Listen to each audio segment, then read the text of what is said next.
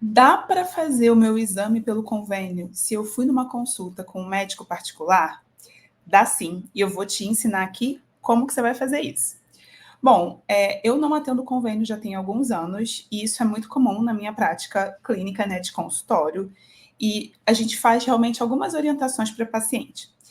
É direito do paciente poder fazer o exame com o médico que ele escolher. É claro que para o convênio e para o próprio paciente é muito mais fácil passar num médico que já tem o convênio, e em alguns convênios, inclusive, isso é feito via sistema, o exame já sai autorizado, realmente é bem mais prático.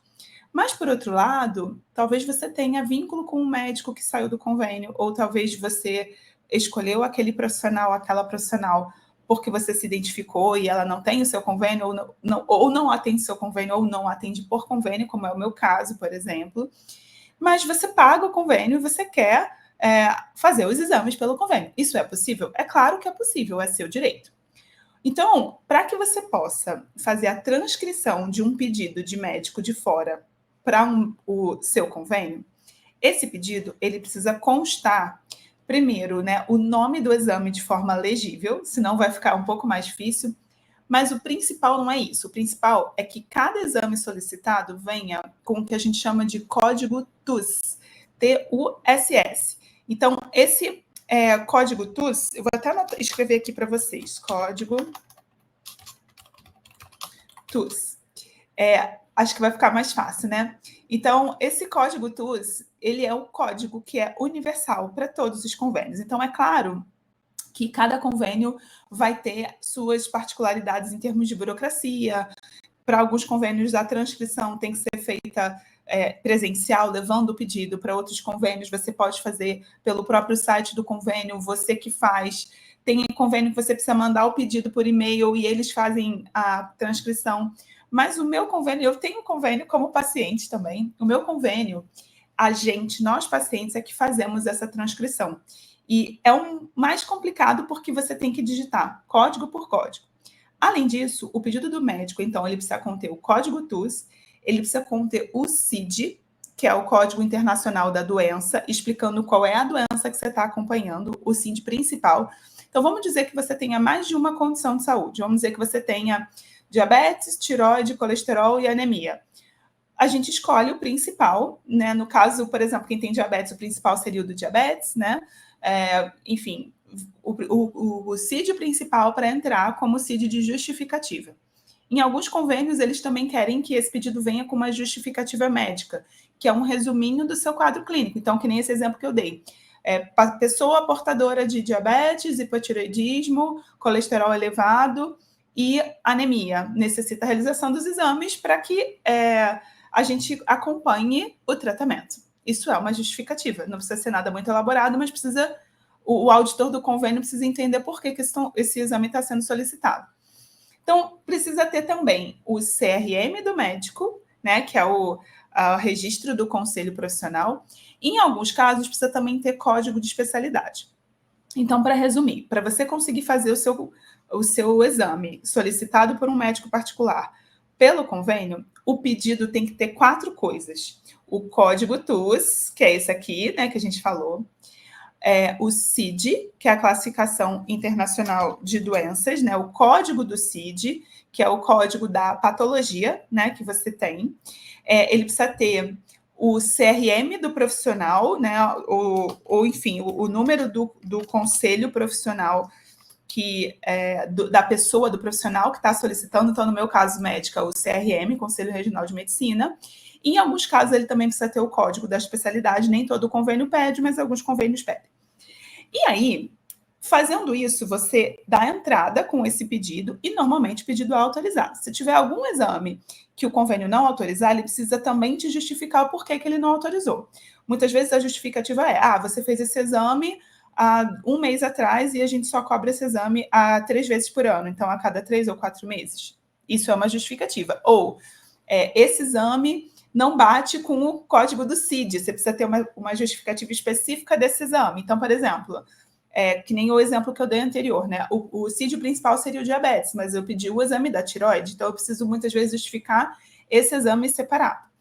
Então, esses são detalhes que normalmente o paciente precisa saber na hora de dar a entrada. Às vezes ele vai ter que pedir ajuda do profissional que solicitou o exame, mas de uma forma geral, a pessoa que está dando a entrada consegue fazer essas jogadas assim, no sentido de colocar o código certo no lugar certo e tudo mais.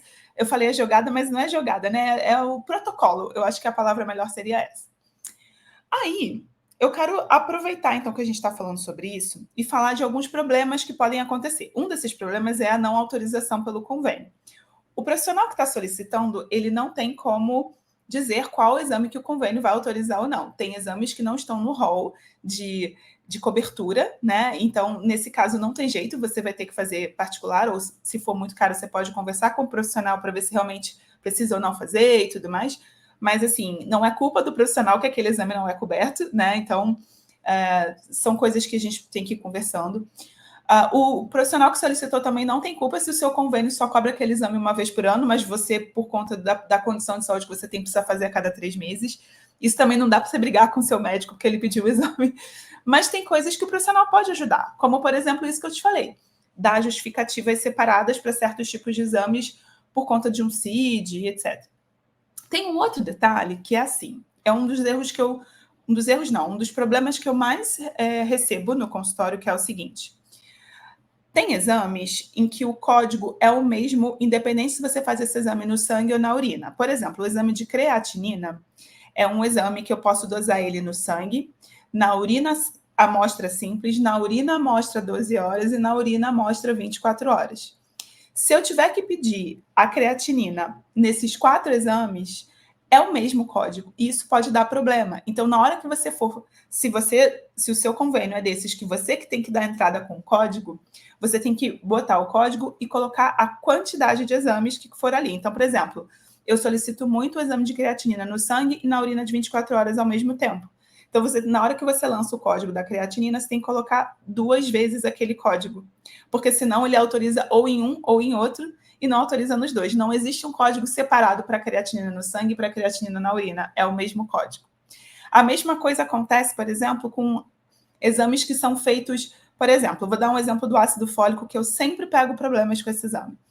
O código do ácido fólico sérico, que é no sangue, e o eritrocitário, ou dentro das hemácias, é o mesmo. Muitas vezes, quando você lança no convênio, aparece primeiro o eritrocitário, porque E vem antes de S. Só que o ácido fólico sérico é o que a gente mais usa na prática clínica. Então, muitas vezes, você precisa colocar um adendo ou até avisar no laboratório que o código autorizado é aquele, mas o exame solicitado não é o eritrocitário, é o sérico. Isso acontece bastante na minha prática, porque eu peço bastante a dosagem do ácido fólico sérico, que é no sangue, e muitas vezes vem o exame eritrocitário. Isso já aconteceu também com zinco sérico e zinco eritrocitário. Uma outra dica de um outro problema é a questão de siglas. Então, o código TUS ele é universal, ele tem que ser usado por todos os convênios, mas as siglas às vezes variam de um lugar para outro. Então, já aconteceu, por exemplo, da pessoa dar entrada pela sigla, a sigla em um lugar ser um exame, em outro lugar ser outro exame. Então, eu não recomendo que a solicitação contenha a sigla, e sim o nome completo do exame. Então, por exemplo, já aconteceu de eu pedir um exame chamado CTX, ou peptídeo C-terminal, né? Que é um exame para a gente avaliar a questão da osteoporose, e o laboratório fazer o peptídeo C. Então, assim, são exames completamente diferentes. O peptídeo C tem a ver com diabetes, o CTX tem a ver com a osteoporose, mas na hora da sigla é parecido, trocou um pelo outro e já foi. Então, também já vi trocarem T4 livre com testosterona livre, por causa do TL, né? Então, assim, evitar as siglas, e se tiver sigla no seu pedido de exame, talvez você tenha que entrar em contato com o seu profissional que solicitou o exame para que ele descreva qual é, principalmente se o código não está ali. Então, colocando o código fica mais fácil, mas a gente já viu que o código, às vezes, é o mesmo código para vários exames diferentes.